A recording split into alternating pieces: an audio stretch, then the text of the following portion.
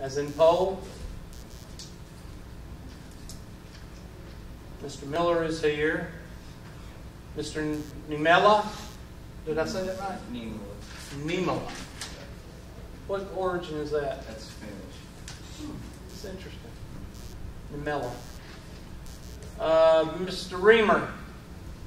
Okay. Mr. Ryder. Mr. Schaller. Did I say that right? Yep. And Mr. Silver. And Mr. Swanson. Okay. Everybody's here but one. And that's Mr. Gallopole. I'd be willing to bet we're going to pick up a few more. It all depends on who's teaching California Pendleton. Anybody know who's teaching it at California Pendleton? It might be Angie. I heard he locks the door at 8 o'clock. 10-minute rule, yeah. If you walk in 10 minutes late, you can't come in. Different philosophies.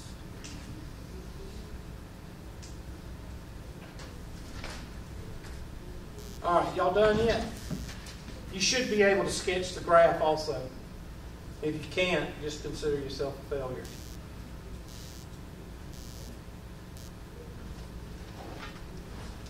Probably think about going into Parks and Recreation.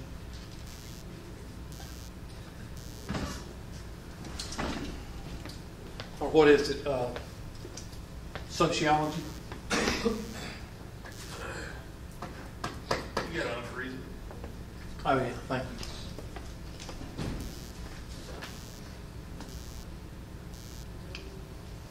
Alrighty. So,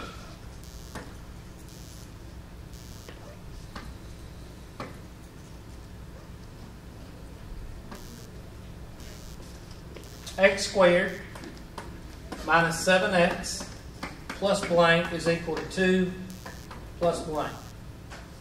Half of 7 is 7 halves. 7 halves squared is 49 fourths. Now, why didn't I change that into a decimal? Because if you change it into a decimal, that makes you rely on what? Calculator.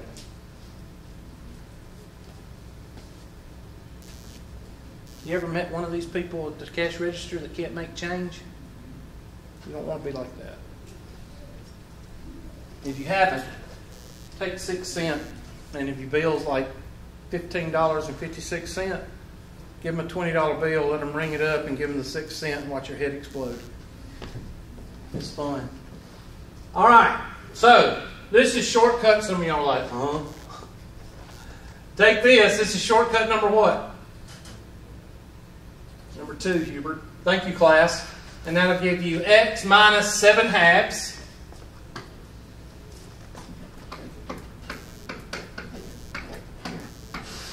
is equal to, well, that 2 over 1, we can change that into what? 2 over 1, 8 over 4. Change it into 8 over 4.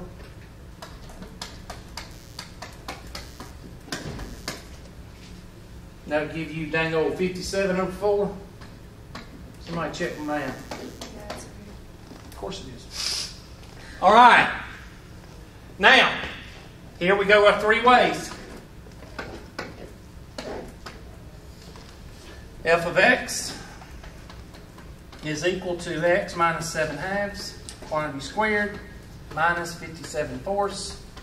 And our vertex is 7 halves. Looks like an X. 7 halves and negative 57 fourths. That's our vertex. Here we just write it as 7 halves, comma, negative 57 fourths. Take the opposite of both. I teach this because it's a whole lot easier for students just to take the opposite of both than it is for them to have to worry about putting it in this form. But the book, usually the book wants you to put it in the intercept form and then get the vertex. You get the same thing. It doesn't matter. But you need to know this just so you won't get confused on the test or homework.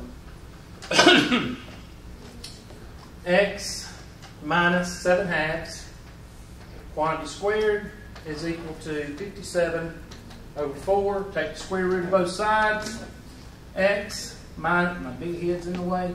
X minus 7 halves is equal to the square root of 57 over 4. Minus the square root of 57, let's think. The square root of 49 is 7. Square root of, square root of 64 is 8. So that's 7.5. This is called interpolation. It's used in engineering where you put that. Topographical maps. It's where you take the middle of the middle of the middle of the middle and you find what you need. The midpoint of the midpoint of the midpoint. Well, that's what you're doing.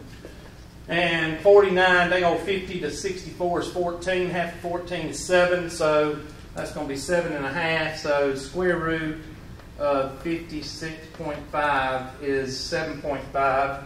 Oh my gosh! 7.6. It's a miracle.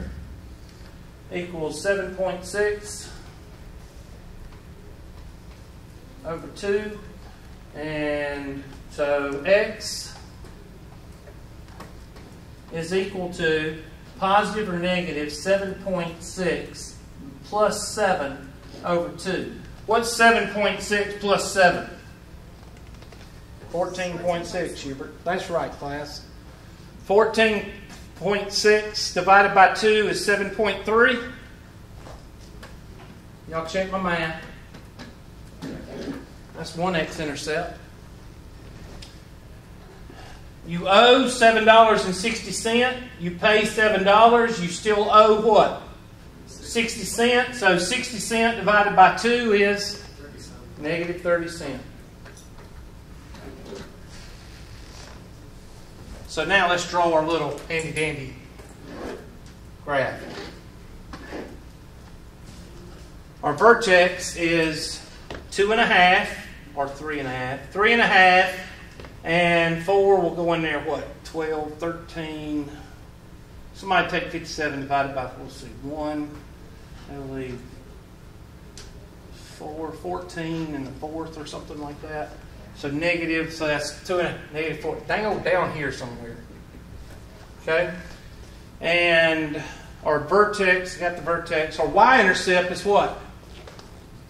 Negative 2, Hubert. That's right, class. I like y'all interact. I'm glad y'all interact with me instead of making awkward silent moments. Negative 0.3 and 7.3. And you feel good about yourself. Now, a while ago when I said completing the square, you made a comment. How bad is that? Huh? Not too bad, is it? Were you taught that way? No. I didn't think so. She taught some kind of like formula and like plug it in. It was bad. It was really bad. I will spoil y'all. But hopefully we get enough students in here to take Calc 2. Didn't hope you want me to teach Calc 3 or Calc 2? 3. I've taught it 2 or 3 semesters, but the math feels that calculus needs to be taught at the penalty phase. It is better in the penalty phase. Anyway. Now, when A is equal to 1, there's no problem. It's real easy. But what if A is not equal to 1? You erase it and quit. Nope. You got to do something different.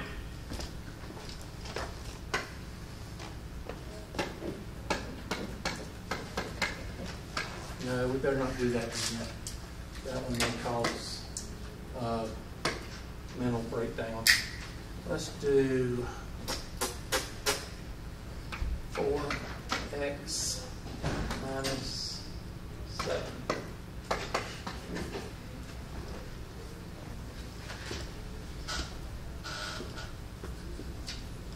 Now, this one is different, and you will have to do something different. First of all, go ahead and move 7. You do it the same.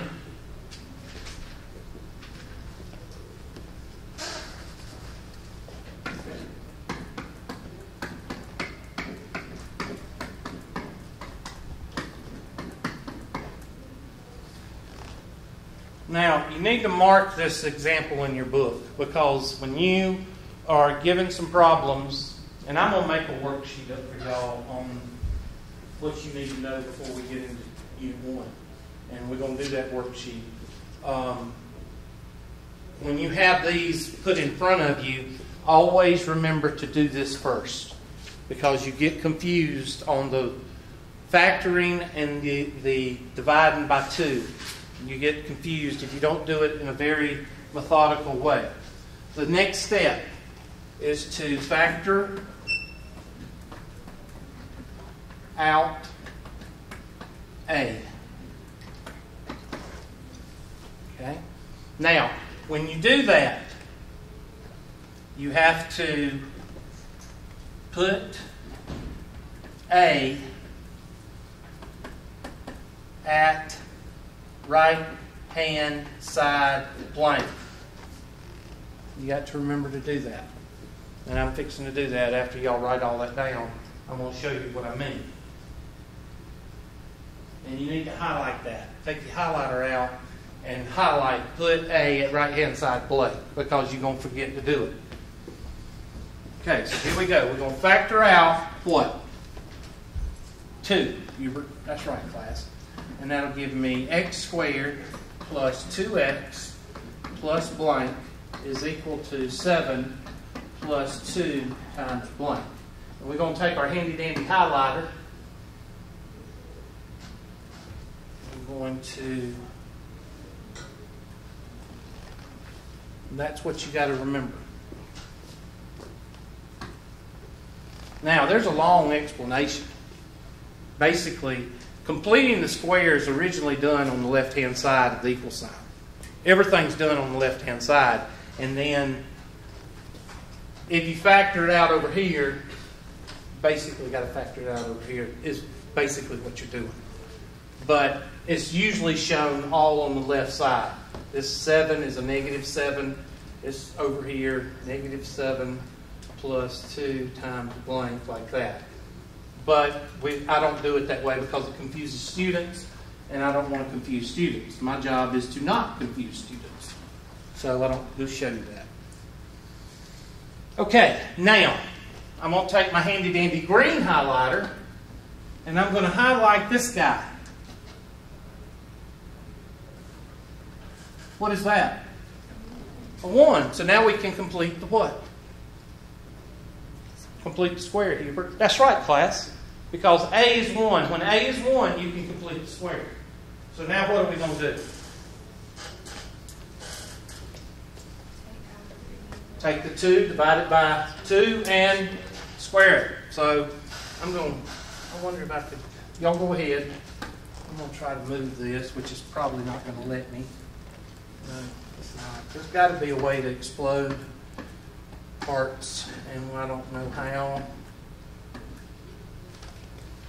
It's all Bush's fault.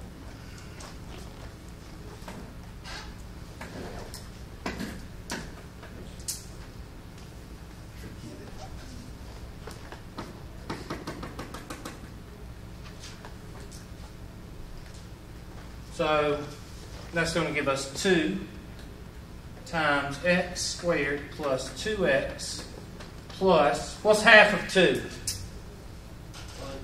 1. And 1 squared is 1.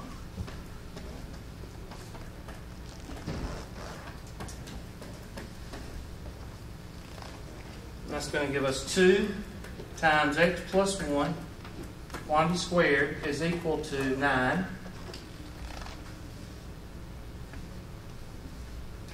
And it's not going to let me copy and paste that, so y'all got to help me out by letting me.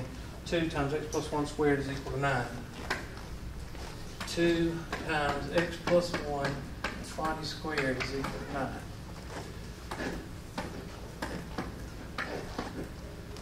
that'll give me f of x is equal to 2 times x plus 1 minus 9. So negative 1, negative 9. Negative 1, negative 9. And 2 times x plus 1 divided by 2.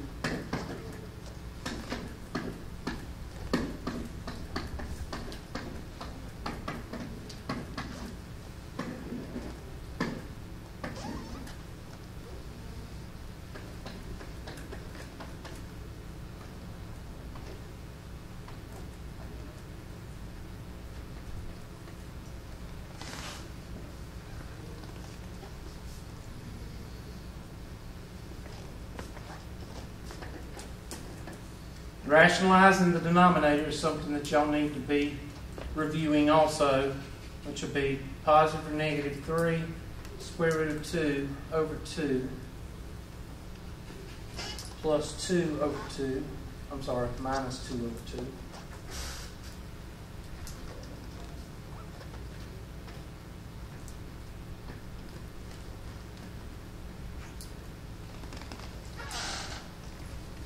So that's going to give us x is equal to positive or negative 3 square root of 2 minus 2 over 2. Okay, now it's not that difficult. 3 times 1.4. So x is equal to positive or negative 3 times 1.4 minus 2 over 2. 3 times 1.4 is dang old 4.2. Somebody help me out. 4.2 minus 2 is 2.2. 2.2 divided by 2 is... So there's one x-intercept. Negative 3 times 1.4 is negative 4.2. Negative 4.2 minus 2 is negative 6.2. Divided by 2 is negative 3.1.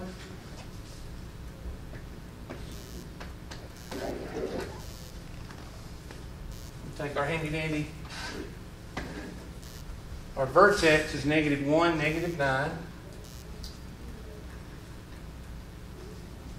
Somebody look at my y-intercept. What was my y-intercept? 2 or negative 2? What was it? Negative 7. Negative 7. And 1.1 is right here. I'm not worried about my math. Why? Because if my math is not right, what will happen to my parabola? It won't what? It won't line up. Now, if I go and draw my parabola and it looks something like this,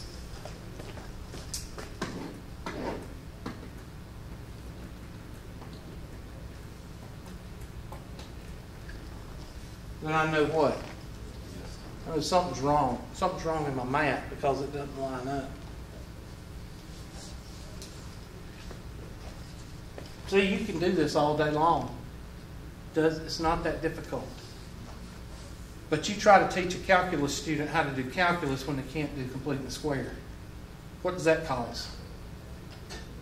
Try to teach calculus to a student that can't do reverse FOIL or do the shortcuts. What does that result in? It ain't pretty. All right, now let's do one that you need to know what happens when you have, well, just shut up, you can do it. X squared minus 4x plus 17 is equal to 0.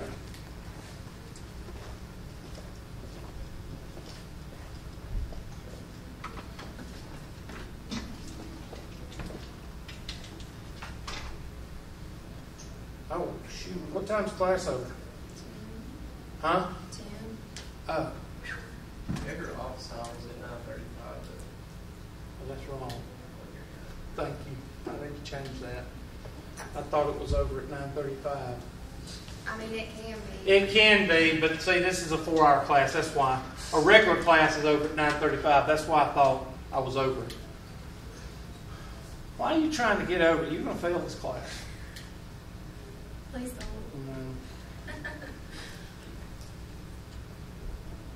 You don't get an A by trying your best, as that Pittsburgh Steeler took his, and I agree with him 100%. Did y'all read about that? Participation. Yeah, the participation trophies. I'm anti-participation trophies. Yes, sir. Will the number in the blank ever be like negative? Or is That's it what we're fixing to find. Why you want to take my thunder away from me? Sorry. You're going to fail too. I don't like you. You're going to fail. Yeah, it will be.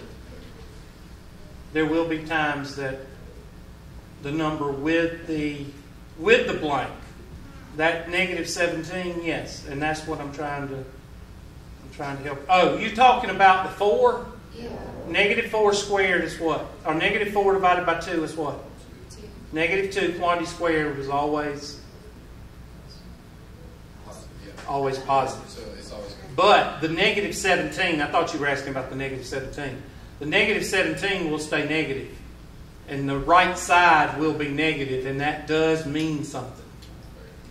Does anybody know what that means? Now, my students, you need to be quiet. I know you know the answer. What does that mean if you have a negative under the radical? That's what it eventually means. That means you have no x-intercepts, Hubert. That's right, class. That means your parabola is floating. It is not crossing the x-axis. Did y'all's teachers teach y'all this stuff? I know mine did. I know my students knew it. My teacher skipped this. Your teacher sucked, didn't he? Yeah. Okay. So, x squared minus 4x plus blank is equal to negative 17 plus blank. Half of 4 is 2. 2 squared is 4. Now, I didn't even care about the negative because negative, anytime you square a negative, it's going to be positive. So, now this is what I thought you were asking. But no, you will never have a negative in the blank. You will have a negative with the blank sometimes. Okay? So that'll give you x minus 2 quantity squared is equal to negative 13. And I'm not going to do the f of x because y'all know how to do that. I'm going to go ahead and put my vertex is 2, 13. And we're going to solve. X minus 2 is equal to the square root of negative 13. Now, at this point, you should say to yourself, well, there's no x-intercepts. Because the discriminant is negative, or the radicand is negative. When the radicand is negative, and you're using it in the completing the square or quadratic formula, it's called the discriminant, which tells you either it has one x-intercept, two x-intercepts, or no x-intercepts. 0 is one x-intercept. A positive is 2 x-intercepts. And a negative is what? There. You don't have any x-intercepts. But, do you stop there and say, I'm done? Well, some teachers, it doesn't matter. I don't care. All right? But there are some teachers that make you write it in terms of I. Do you remember I? Okay? So, x minus 2 is equal to the square root of 13 times the square root of negative 1. And the square root of 13 is, let's see, square root of 9 is 3, 16 is 4, 3.5, 9 is 7, 3.5, square root of 12.5. Okay, 3.6. So x minus 2 is equal to positive or negative 3.6i. And then x is equal to 2 plus or minus 3.6i. Now, some teachers want you to write it like that. Some teachers want you to write it like x is equal to 2 plus or minus the square root of 13i. Something like that. Some teachers want you to write or put the I in front of it. Some form of it. That's 3 possible answers. So let's check it. Let's see if our math is correct. And let's see. So our vertex is 2 and 13. So 1, 2, and 13 is up here. And our y-intercept is what? Is there any way for you to have an x-intercept? No.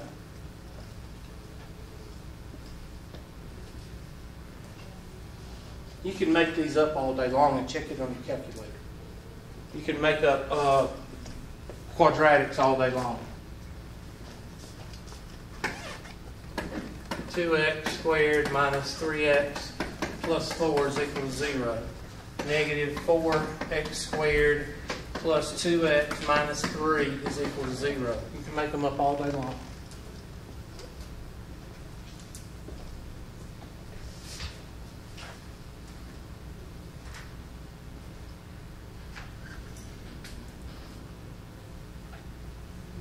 So, what have we done today?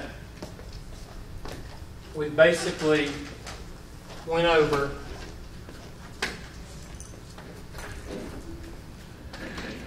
reverse FOIL. We went over the shortcuts. And we went over completing the square.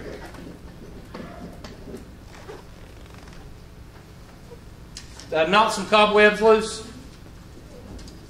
Good. Hopefully I helped some of y'all remember some of this stuff. Because what we'll do when y'all come in Wednesday is we'll do a worksheet or something. I'll put some problems on the board and we'll do 5 or 6 of some more of completing the square. And then we'll move into logarithmic rules and exponential rules, and I'll look and see what else is left. Rationalizing the denominator. That is something that you will have to do in Calculus 1, 2, 3, and DiffEq. So we're going to spend a lot of time Wednesday on rationalizing the denominator. Okay? Any questions for me? Yes, ma'am. Do you have to have, I thought I saw on the website or something that we have to have a TI-89, or can it be a TI-83 or 4? We're not going to use a calculator in here very much. Okay. The math department has said that the calculator is being used too much already, and we want you to set up stuff in here. We don't care about you getting the answer. We want you to set up. And a lot of the math that you do with antiderivatives and derivatives is just like the math that we're doing with completing the square. It's real grade school math. 3rd, 6th grade math, 7th grade math. I learned it in 12th grade. But anyway, the fractions and decimals, I mean, just the fractions. So you will not need a calculator in here. In fact, the department just passed that no calculator will be used on the test in Calculus 1 and even in Calculus 2. Now in Calculus 3, you do need it because you actually do a lot of formulas in Calculus 3. DiffEq, you don't need it. Okay? So I wouldn't even worry about a calculator right now. Do you have a TI-83? Or then don't go out and spend a fortune because we're not going to use it that much. And any calculation that you can do with pi, you're going to do in a TI-83, so you don't need to go out and buy one. Now, if you want to go out and get one and work with it as far as checking your work and stuff like that, you're welcome. You're more than welcome to, because what do they do at Clemson as far as calculators? None. Yeah. Academia is very cyclic. Once, when I was at Clemson, when I was at Clemson, The HP was all you could use. You could not use a TI. They did not let you use TIs because HP was sending quantum calculators. And everything was done on HP. Everything. And then they switched to TI. And now they're probably saying the same thing we're saying is people are depending on the calculator too much. So now we're getting away from it and just setting up the equations. And that's what we're going to be doing. So, and then 2 or 3 semesters from now, it's going to be something else. So, who's got another question? What you need to do for homework, go ahead and just get your supplies. Go ahead and get that. Don't worry about doing any homework right yet, because I got to figure out how I'm going to do that in here. And just basically notebook, paper, notebook, pencils, colored pencils, graph paper, and you might want to have a TI just in case. Okay? I don't really, get a book, get a textbook, whatever book you want to use. I'm going to use my white one. I don't know what book. Somebody tell me what edition. Look on your book. It was 8th edition. 8th? I think I got 8th edition. I'm not sure. But anyway, I don't care. If you need a book, I might have a copy of this book in my office. Who else got questions? All right. See y'all Thursday, 8:10, 8:15, somewhere in there. And you're welcome to bring breakfast. Remember, I'll bring biscuits. I'll try to remember.